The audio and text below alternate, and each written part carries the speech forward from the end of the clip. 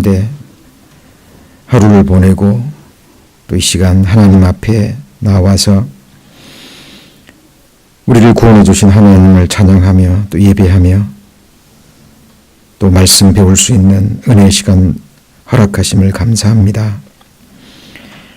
잠시 지나는 이 땅에서의 나그네의 삶, 많은 어려움이 있습니다. 고난이 있습니다.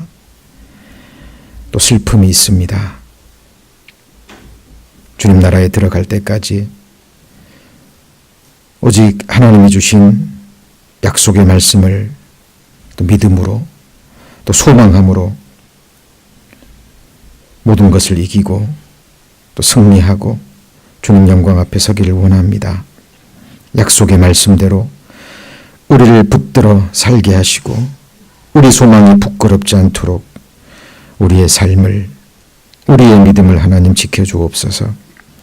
오늘 주님 주시는 말씀 또 믿음과 또 감사함으로 받게 하시고 사람의 능력이 아니라 하나님의 성령의 능력 가운데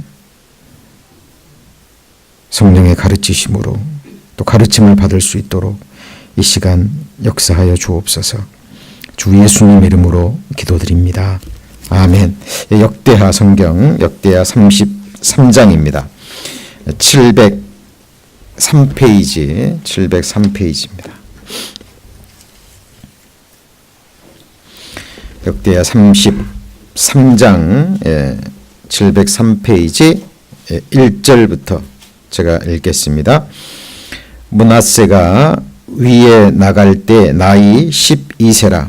예루살렘에서 55년을 치리하며 여호와 보시기에 악을 행하여 여호와께서 이스라엘 자손 앞에서 쫓아내신 이방 사람의 가증한 일을 본받아 6절은 같이 읽습니다. 또 흰놈의 아들 골짜기에서 그 아들들을 불가운데로 지나게 하며 또 점치며 사술과 요술을 행하며 신접한 자와 박수를 신임하여 여호와 보시기에 악을 많이 행하여 그 진노를 격발하였으며.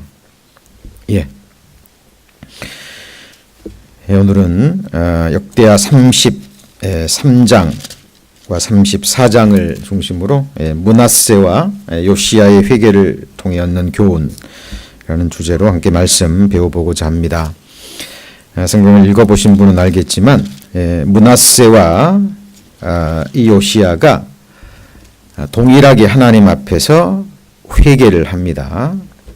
이 회개의 본질적인 부분은 동일합니다. 그런데 그 회개의 시기라든가 그 회개의 내용이 아주 다르다는 것을 발견하실 수 있을 겁니다. 오늘 그 후반부에 그 부분을 중심으로 해서 우리의 회개 또한 하나님 앞에 어떠한 모습이어야 되는지 함께 살펴보는 가운데 교훈을 받고자 합니다. 그 R.A. 토조가 쓴 책 중에 그 영혼을 예비하라라는 제목의 책이 있습니다. 그 책의 글 중에 이런 내용이 있습니다. 여기 한번 보실까요? 그리스도인이 행복한 것은 그들이 영원히 살게 될 것을 알기 때문이다. 당신이 죽지 않으리라는 것을 수백만 년이 흘러가도 계속 살아 있으리라는 것을 안다는 것은 놀라운 일이다. 자, 어떻게 맞는 내용입니까? 그리스도인이 행복할 수 있는 것은, 또 행복한 것은 그들이 영원히 살게 될 것을 알기 때문이다. 당신이 죽지 않으리라는 것을 수백만 년이 흘러가도 계속 살아있으리라는 것을 안다는 것은 놀라운 일이다 라는 내용의 글을 썼는데요. 구약시대에 하나님을 알고 믿고 구원받은 하나님의 백성이나 또 신약시대 또 마지막 시대를 살아가는 이 시대, 인종은 다르지만 또 여러 가지 삶의 모습은 다를 수 있지만 신앙의 본질적인 부분은 같다라는 생각을 해보았습니다. 성경에 영생에 관한 많은 말씀들을 주셨죠. 우리가 성경을 공부하는 가장 큰 이유 중에 하나도 바로 영생을 얻기 위함입니다. 그렇죠? 그리고 특히 신약성경 복음서에 또 서간문에 이 영원한 생명에 관한 많은 말씀들이 나옵니다. 그런데 여기서 조금 생각해야 될 것이요. 물론 아래의 토저는 영원한 생명, 하나님 나라에서 하나님처럼 영원히 사는 그 영생에 관해서 얘기를 했을 겁니다. 그런데 이 글자만 놓고 보면 자, 영원히 사는 것 두 종류가 있잖아요. 그렇죠? 두 종류의 영원한 집이 있습니다. 하나님 나라에서 영원히 사는 영생. 그러나 둘째 사망, 영원한 지옥에서 영원히 사는 것도 있습니다. 이것을 역으로 생각하면 어떻게 될까요? 구원받지 못한 그리스도인들이, 구원받지 못한 사람들이 정말 불행한 것은, 그죠? 그들이 어디에서요? 지옥에서. 여기서는 100만 년이 나왔습니다만은 뭐 수억만 년이 지나도 억겁의 시간이 지나도 그곳에서 나올 수 없다라는 그것을 안다는 그 고통은 또 얼마나 끔찍한 고통일까요? 요즘 들어서 계속해서 제가 이 세상에 살아 있어야 되는 이유, 그리고 하나님이 내게 주신 소망, 제 삶의 존재와 이유와 목적에 대해서 기본적인 부분이지만 계속 하나님 앞에 묵상하고 있습니다. 성경에 하나님이 영원한 생명을 약속하셨죠. 그리고 우리에게 주신 수많은 소망 가운데 최고의 소망이 바로 영생의 소망입니다. 디도서에 이런 말씀이 있습니다. 한번 같이 읽어볼까요? 영생의 소망을 인함이라. 이 영생은 거짓이 없으신 하나님이 영원한 때 전부터 약속하신 것인데. 자, 어때요? 영생의 소망이 있으십니까? 예.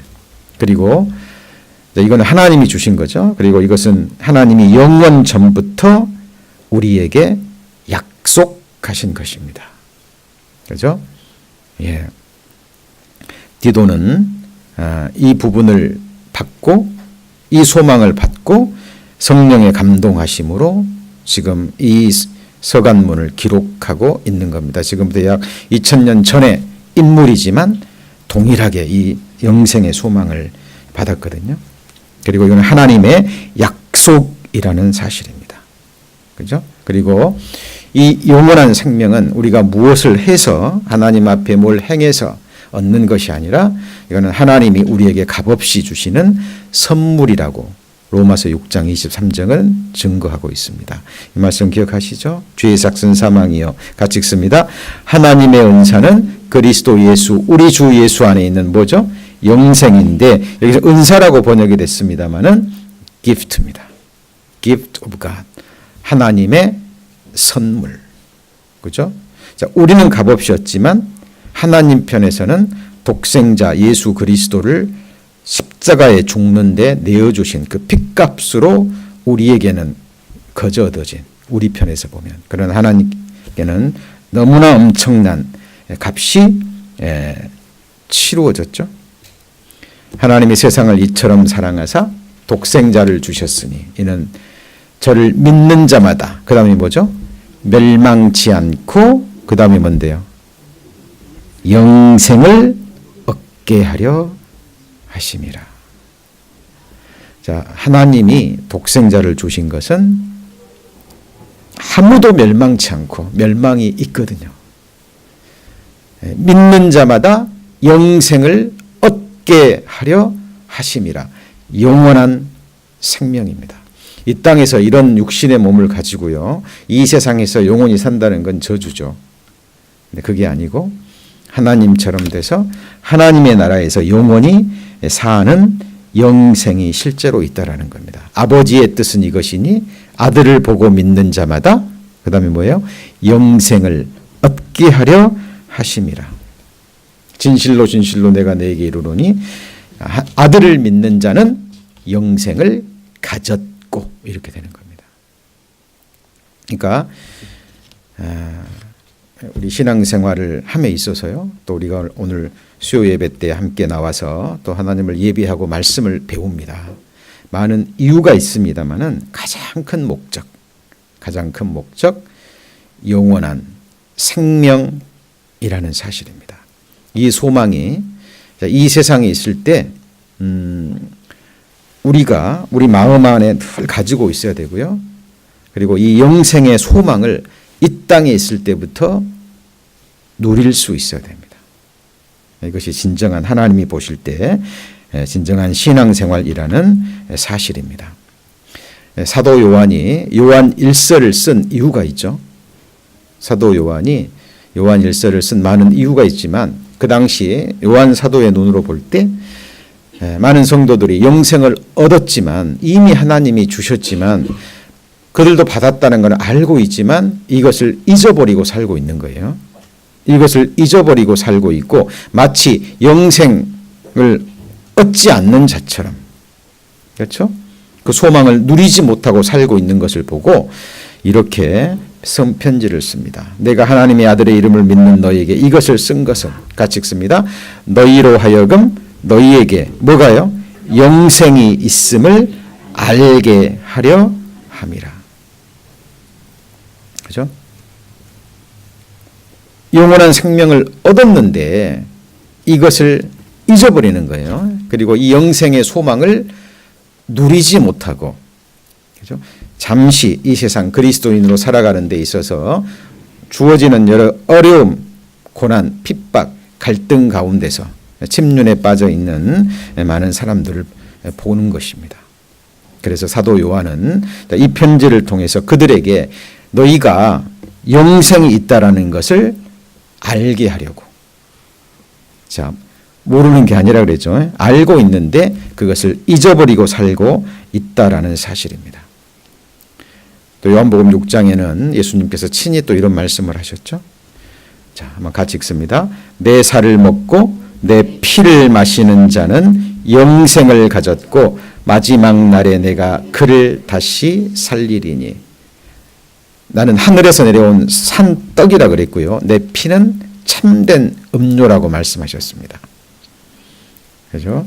우리 저녁 맛있게 드셨죠? 네, 그러나 우리가 먹은 때를 따라 먹는 육신의 양식은 우리 조상들도 그것을 먹었지만 결국 우리를 죽게 하는, 잠시 이 세상을 살아가는 데 필요하지만 그것은 결국 그것을 먹는 자는 우리 조상들처럼 우리도 곧 죽게 될 겁니다. 그러나 영원히 살 수 있는 유일한 길이 바로 예수 그리스도의 살을 먹고 예수 그리스도의 피를 마시는 겁니다. 그럼 어떻게 예수 그리스도의 살과 피를 마시죠? 그 당시 예수님의 이 말씀을 듣고도요, 제자들이 질문을 던지고 의아해했잖아요. 어떻게 예수 그리스도가 당신의 살과 피를 우리에게 준다는 건가? 어때요? 제자들이 그 당시 사람들이 예수 그리스도의 살과 피를 먹었습니까? 아니죠. 자, 말씀이 사람이 되신 분이 누구죠? 예수 그리스도입니다. 말씀의 육화라고 얘기를 하죠. 그래서 바로 예수 그리스도의 살과 피를 십자가에 내어준, 아들을 죽기까지 내어준 그 사랑의, 예수 그리스도의 하나님의 사랑이 기록된 하나님의 말씀을 우리가 읽고 듣는 것. 그죠? 그것은 바로 예수 그리스도의 살과 피를 실제로 먹는 겁니다. 태초에 말씀이 계셨으니 이 말씀이 하나님과 함께 계셨다 그랬죠? 이 말씀은 곧 뭐죠? 하나님입니다. 그래서 성경에 하나님의 말씀을 양식으로, 음식으로 비유한 것들이 굉장히 많이 나와요. 그죠? 욥기에서도 내가 일정한 음식보다 주의 말씀을 더 귀히 여겼다 그랬죠. 그렇죠? 그래서 우리들 때를 따라 육신의 양식을 먹을 때요, 항상 보이지 않는 하나님의 양식, 하나님의 말씀을 읽고 듣고 묵상하는 것을 우리는 생각해야 됩니다. 에스겔 선지자에게 하나님이 이렇게 말했죠. 내게 이르시되 인자야 내가 내게 주는 이 두루마리로 같이 읽습니다. 내 배에 넣으며 내 창자에 채우라 하시기에 내가 먹으니 그것이 내 입에서 달기가 꿀 같더라. 자, 이 당시의 성경은 이런 책이 아니잖아요. 굉장히 두꺼운 두루마리로 말아져 있는 겁니다. 하나님께서 내가 내게 주는 이 두루마리로 어디다 넣으라고요? 내 배에 넣고 창자에 채우랍니다. 마치 음식처럼. 그러니까 실제로 에스겔이 내가 먹으니 그것이 뭐라고요? 내 입에서 달기가 꿀 같더라. 에스겔이 그것을 먹었다라는 게 아니고 두루마리에 적힌 하나님의 말씀을 실제로 그 영혼이 마음에 새긴 거죠. 그래서 레위기에서도 보면 정한 짐승이 뭘 하죠? 새김질을 하죠. 새김질이 뭔가요? 새김질하는 짐승들이 있죠. 음식을 먹고 그것을 계속 위에서 다시 꺼내서 다시 새김질을 합니다. 그러면 그 새김질할 때 그 먹은 음식의 영양분이 배가가 되죠. 소는 위가 4개라 그런가요? 그래서 계속 새김질을 합니다. 그것은 바로 우리가 하나님의 말씀을 읽고 듣고 우리 영혼의 양식이잖아요. 영생하는 양식입니다. 이것을 듣고 읽고 먹고 그리고 그것을 계속 묵상하는 것 너무 필요합니다. 그죠? 배고플 때 우리가 음식을 먹을 때 만족이 있고 기쁨이 있고 힘을 주고 우리가 일할 수 있는 힘과 함께 어린아이들은 또 성장을 하잖아요. 동일합니다. 우리 신앙생활 영혼의 만족을 얻고 기쁨을 얻고 우리 믿음이 성장하고 또 하나님의 일을 할 수 있는 원동력이 하나님의 말씀을 얼마만큼 내 영혼이 먹고 그리고 소화시키고 내 마음 가운데 계속 묵상하느냐에 따라 다릅니다. 예레미야도 동일하게 이렇게 얘기합니다. 만군의 하나님 여호와시여 같이 읽습니다. 나는 주의 이름으로 일컬음을 받는 자라 내가 주의 말씀을 얻어먹었사오니 주의 말씀은 내게 기쁨과 내 마음의 즐거움이오나. 자, 내가 주의 말씀을 어떻게 했다고요? 얻어먹었다라고 이야기합니다. 내 영혼이. 그죠? 자, 때를 따라 육신의 양식이 공급되지 않으면 살아갈 수 없습니다. 자동차가 움직이려면 어때요? 때를 따라 계속 가스 공급을 받아야 되죠. 맞죠? 그래서 우리 신앙생활 아무리 강조해도 부족하지 않은 것이 바로 말씀으로 계속 공급을 받고요. 내 심령이, 내 영혼이 하나님의 말씀을 계속해서 먹고 소화시키고 그리고 되새김질함으로 하나님이 주시는 계속적인 새 힘과 새 은혜를 공급받고요. 하나님이 주시는 참된 소망 가운데 우리가 신앙생활을 하는 겁니다. 제가 오늘 이 영생에 관한 또 영생에 관한 소망에 관한 말씀을 듣는 이유가 뭐냐면 자, 오늘 말씀의 주제가 뭡니까? 서두에 말씀드렸죠. 누구요? 므낫세와 요시야의 회개를 통해 얻는 교훈이라고 말씀을 드렸습니다. 성경의 대주제 영원한 생명을 값없이 얻는 절대적인 조건이 하나 있습니다. 그것이 뭔가요? 바로 회개라는 거예요. 회개. 그렇죠? 물론 하나님이 살아계시고 성경이 사실이고 하나님의 말씀이라는 기본적인 베이스 안에서 성경이 주는 가장 큰 복, 영생의 복, 그것을 얻는 유일한 조건이 하나님 앞에 죄를 깨닫고 그리고 회개하는 겁니다. 자, 이 주제가 계속 반복되잖아요. 지금 역대하 강해 뿐만 아니라 창세기부터 계속 배워왔는데 계속적으로 지겹을 정도로 반복되는 주제가 뭔가요? 죄 짓고 하나님 떠나고 우상 숭배하고 재앙을 입고 저주를 당하고 멸망을 당하고, 그리고 자기들이 이렇게 비참하게 된 원인이 바로 하나님을 떠나고 하나님을 섬기지 않고 하나님이 가장 싫어한 우상 숭배를 한 그 죄 때문이라는 걸 깨닫고 돌이키면 또 하나님이 받아주시고 용서해 주시고 또 축복해 주시죠. 그래도 얼마 못 가고 또 하나님을 떠나고 범죄하고 세상을 사랑하고 그 역사가 계속 반복돼요. 지금 14번째 왕 므낫세와 아몬 요시야 왕에서 배울 텐데요. 앞선 선 왕들의 역사가 기록되어 있고 그것을 눈에 보고도요. 그것을 통해서 교훈을 받고 회개하고 하나님 앞에 합당한 삶을 산 사람은 축복을 받지만 그렇지 못한 사람은 또 동일한 저주와 재앙을 당합니다. 계속 반복돼요. 자, 앞의 내용도 그렇지만 앞으로 배울 내용도 동일합니다. 예수님께서 전한 메시지는 회개와 복음 그리고 천국 메시지. 예수님이 말씀하신 모든 메시지는 이 세 개 안에 다 들어갑니다. 회개, 복음, 그리고 뭐죠? 천국. 여기 이 범주에서 성경은 벗어나서는 안 됩니다. 왜? 그것이 진리이기 때문에 그렇습니다.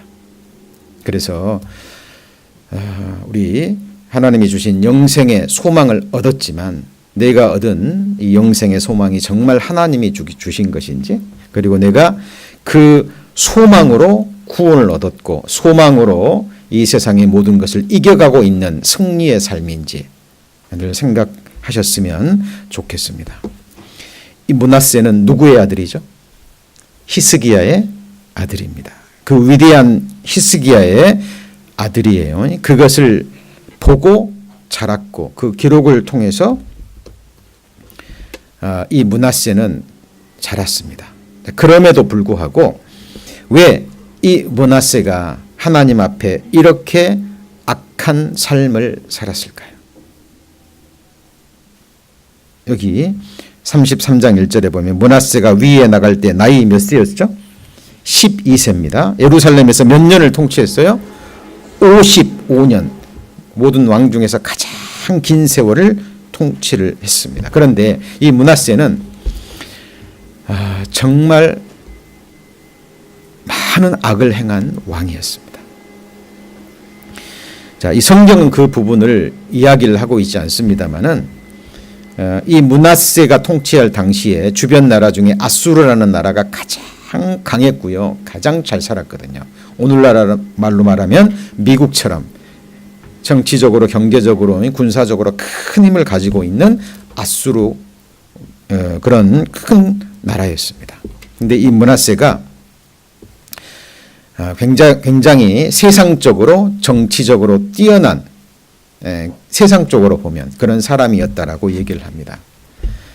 자, 하나님의 백성을 다스리는 왕이었지만 이 므낫세가 왕이 돼서 세상 주변을 보니까 자기 나라는 별로 못 살고요. 그리고 주변에 아수르라는 나라가 힘을 가지고 아주 잘 살고 있거든요. 육신의 눈이 띄어진 겁니다. 그리고 하나님의 말씀을 마음에 새기고 말씀을 지키는 것이 아니라 주변에 그 강한 아수르라는 나라에 이 므낫세가 의지를 합니다. 그리고 아수르의 역사에 그런 내용이 나온다 그래요. 이 므낫세가 철저히 아수르의 속국이 돼서 조공을 바치고 그 영향력 안에 거했다라는 그런 역사적인 기록이 나옵니다. 그죠? 그래서 세상적인 눈을 가지고 아수르의 힘을 의지하고 정치적으로, 군사적으로, 경제적으로 힘을 얻고 그 권세를 누리려 했던 사람이 바로 므낫세입니다. 그래서 실제적으로 그런 혜택을 누리는 것처럼 보였습니다. 왜냐하면 55년의 통치 동안에 므낫세로부터 딱 한 번, 아수르로부터 딱 한 번 침략을 받고요. 거기에 포로로 끌려간 적이 있거든요. 그리고 왜 그럼 아수르가 이렇게 잘 사느냐? 그들이 섬기는 이방신 때문이지 않느냐? 그죠? 이런 생각을 하게 된 거죠. 그래서 그 이방 나라의 신과 또 그 풍습을 받아들인 거예요. 잘 생각하셔야 됩니다. 이 므낫세가 왕이잖아요. 그렇죠? 왕의 교육을 받고 자기 조상들이 믿었던 섬겼던 그 하나님의 역사를 통해서 왜 교훈을 받지 못했을까요? 눈앞에 보이는 현실, 그죠? 그리고 눈앞에 보여지는 어떤 이익과 그런 육신적인 삶에 마음이 빼앗겨 버린 겁니다. 그런데 문제는 앗수르를 의지하고 앗수르를 섬기면서 그들의 신을 섬기면서 잘 살아가다가 어떤 일이 있었냐면, 자 33장 10절, 여호와께서 므낫세와 그 백성에게 이르셨으나 저희가 듣지 아니한 고로 여호와께서 앗수르 왕의 군대 장관들로 와서 치게 하심에, 같이 읽습니다. 저희가 므낫세를 사로잡고 쇠사슬로 결박하여 바벨론으로 끌어간지라. 자, 왜 이런 일이 있었을까요?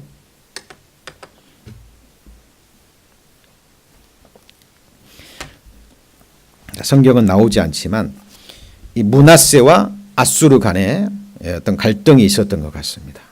그래서 정치적인 문제로 아마 말을 잘 안 들었든지 아니면 여러 가지 이권 문제로 약간 어려움이 있었던 것 같아요. 지금 우리나라와 중국 간에 문제가 있죠.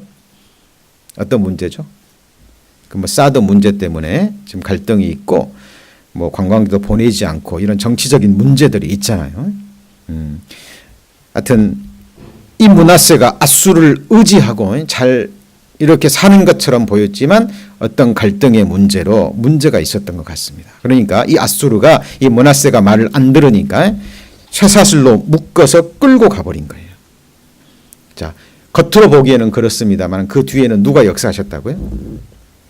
하나님이 역사하신 겁니다. 네가 의뢰하는 앗수르가 너에게 어떤 존재인지 하나님이 깨닫게 하시려고 이 일을 하나님이 허락하신 거예요.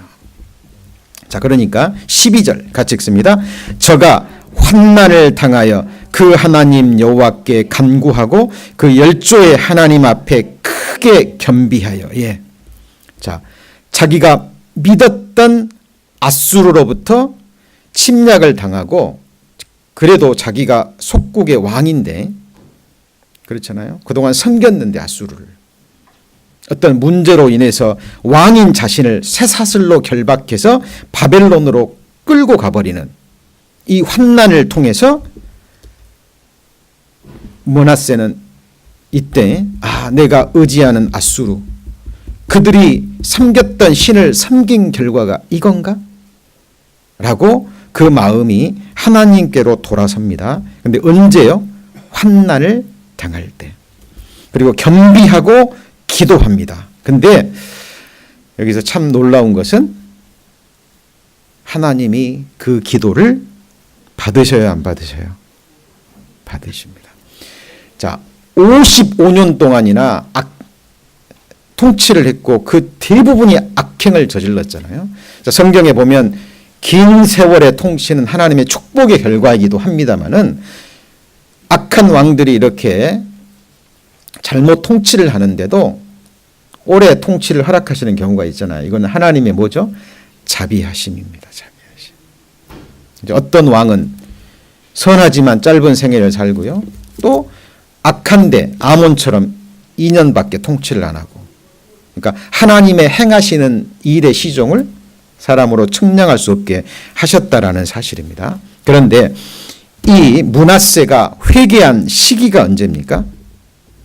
13절 후반부에 보면, 자, 같이 읽습니다.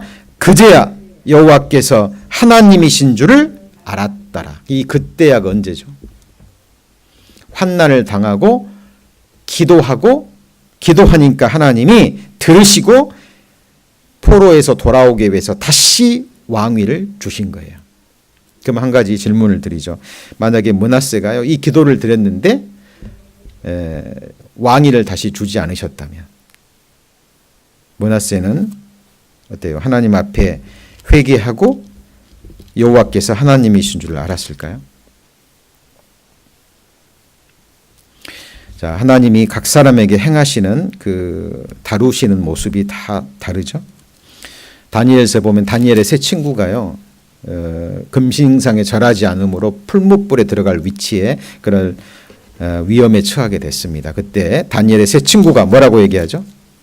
하나님이 나를 구원하실 것이라. 그러나 나를 구원하지 아니하실지라도, 그리 아니하실지라도 나는 금신상에 절하지 않겠나이다라고 자기 신앙의 그 믿음을 그 권력 앞에 목숨을 걸고 자기의 믿음을 증거합니다. 자, 그런 믿음의 사람도 있습니다만은, 자, 여기서 우리가 알 수 있는 것은요, 하나님이 정말 원하시는 것은 회개라는 사실입니다. 왜요? 아무도 멸망치 않고 다 영생 얻기를,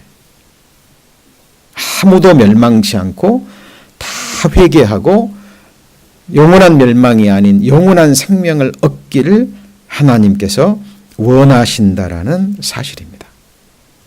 자, 이제서야 므낫세가 이 사실을 깨닫고요, 그 나머지 생애는 하는 일이 뭡니까? 거기 14절, 그 후에 다윗성 밖 기온 서편 골짜기 안에 뭘 쌓죠? 외성을 쌓되 생선문 어기까지 이르러 오벨을 둘러 심히 높이 쌓고 또 유다 모든 견고한 성읍에 뭘 두죠? 군대 장관을 둡니다. 그 전에는 이런 일을 했어요, 안 했어요? 안 했죠. 왜 그랬을까요? 가장 강한 나라 아수르에 뭘 받고 있었어요? 보호를 받고 있었기 때문에. 잘 보십시오. 하나님 외에 어떤 보장이 되는 것, 우리 그리스도인들이 하나님 외에 그 무엇인가를 의뢰하고 있고 거기에 마음을 두고 그 보호 아래 머물러 한다면 결국 그것에 의해서 찔림을 당합니다. 예를 들어서 그리스도인이 어떤 재물을 의지하고 재물을 보장으로 하잖아요. 재물도 하나님이 주신 축복입니다. 근데 그 재물을 주신 이유와 목적을 알지 못하고 재물을 신처럼 섬기고 재물에 의뢰하면 하나님이 재물도 치시죠. 사람을 의뢰하면 사람도 치시고 모든 보장을 하나님이 깨트리십니다. 우리 형제자매님들 마음의 중심 속에 정말 의뢰하는 그 의뢰가 무엇입니까? 우리의 정말 기쁨, 모든 기쁨과 행복의 원인이 무엇이죠? 하나님의 기쁨의 대상은 오직 하나님의 백성입니다. 아시죠? 예. 그리고 우리 그리스도인들의 유일한 기쁨의 원인과 대상은 오직 하나님이셔야 됩니다. 자, 우상의 개념이 뭐죠? 하나님보다 더 사랑하는 것, 하나님보다 더 기뻐하는 것. 예, 그것이 우상이에요. 예, 그것의 끝은 곧 저주와 멸망이라는 사실입니다. 므낫세는 아주 모든 왕 중에서 특이한 위치에 있는 왕입니다. 그 앞서 보셨죠? 많은 왕들이 하나님이 저주를 내리고 심판을 내려도 어때요? 돌이켜요, 안 돌이켜요? 안 돌이키죠. 선하게 살았다 할지라도 마지막에 하나님으로부터 돌아서고요. 하나님이 질병을 주고 하나님이 심판하고 돌아올 수 있는 기회를 줬지만 히스기야처럼 돌아서는 왕들도 있지만 그렇지 않고 끝까지 하나님 배역하고 그렇게 죽어가는 왕들도 있잖아요. 그런데 므낫세는 대부분의 삶을 악하게 살았지만 자기가 의뢰했던 아수르에게 환난을 당하고 나서요. 아, 우상이구나. 진정한 신은 하나님밖에 없구나. 라는 것을 알고 마지막에 돌아서고 그제서야 외성을 쌓고 신앙 회복 운동을 합니다만 회개는 했습니다. 그러나 국가적으로 볼 때는 이미 늦어버린 거예요. 예, 그래서 이 므낫세의 신앙 개혁 운동은 빛을 발하지 못합니다. 그러나 중요한 것은 므낫세가 마지막에 뭐 했다는 사실입니까? 회개했다라는 사실이고 늙어서야 인생의 말년에 그제서야 여호와가 하나님인 줄 그제서야 깨달았다라는 사실입니다. 그죠? 그리고 여기서 하나님의 자비하심을 엿볼 수가 있죠. 끝까지 오래 참으시고 므낫세가 회개하고 돌이키기를 기다리신 하나님. 그죠? 자, 그리고 또 우리가 교훈을 받아야 될 게요. 이 므낫세의 아들 아몬은 딱 2년 통치합니다. 2년 통치하고 잘 보세요. 이 아몬은 딱 몇 줄 나옵니다. 23절 33장 23절 같이 읽습니다. 이 아몬이 그 부친 므낫세의 스스로 겸비함 같이 여호와 앞에서 스스로 겸비치 아니하고 더욱 범죄하니 그 결과 신복이 반역하여 왕을 죽여버립니다. 공중.